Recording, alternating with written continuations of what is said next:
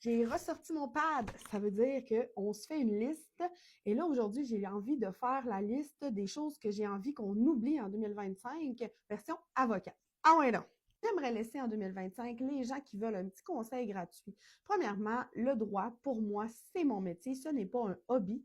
Et il ne faut pas oublier aussi que je suis soumise à la responsabilité professionnelle. Donc, tous les conseils et les informations que je donne, eh bien, je dois m'assurer qu'elles sont exactes. Et quand je ne connais pas toute la situation, je n'ai pas les informations nécessaires pour me prononcer, eh bien, c'est sûr que je me tiens très loin de ça. Les gens qui me disent, ça va prendre 5 minutes, j'ai une petite question. En droit, ça prend jamais juste 5 minutes.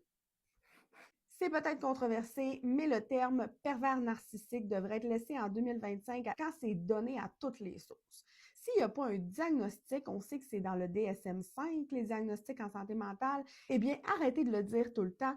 Je trouve que ça enlève la gravité du diagnostic aux gens qui sont vraiment atteints de ce trouble-là. Mélanger les émotions et la preuve. La preuve, ça gagne toujours, pas les impressions, c'est vraiment les faits qui sont importants.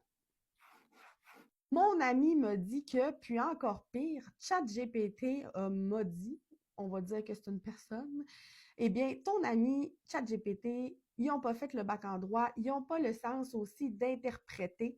Il faut faire attention aussi parce que ChatGPT, ça laisse à désirer côté droit. Il y a énormément d'erreurs, puis souvent, il va aller piger dans un droit d'une autre province ou en France, donc c'est vraiment pas exact.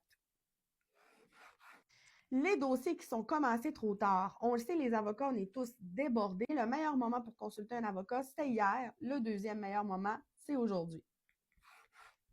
2025, je veux essayer fort de commencer à plus dire non pour essayer de mieux servir mes clients que j'ai déjà. Aussi, me concentrer sur divers domaines d'expertise qui sont plus précis. Je peux également dire adieu à la culpabilité de facturer mon temps. Mon expertise, elle a de la valeur et mon expérience d'avocate de plus de 10 ans, ça aussi, ça se paie. Je veux qu'on dise non à l'idée qu'une avocate ou un avocat, c'est froid, c'est inaccessible. C'est faux. On peut très bien être compétente et vivante et avoir de la répartie et être humoristique. Donc, je veux vraiment qu'on change un peu la perception que les gens ont des avocats.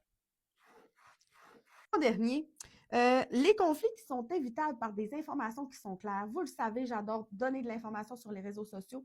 Donc, en 2025, j'aimerais qu'on laisse tout ce qui est des erreurs qui auraient pu être évitées par de la prévention et de l'information juridique. En 2026, je continue à vous donner de l'information juridique. Donc, si tu as envie que je fasse une partie 2, parce que probablement que j'aurai d'autres idées, ou si tu veux également ne rien manquer de tes droits, abonne-toi à ma page et à bientôt!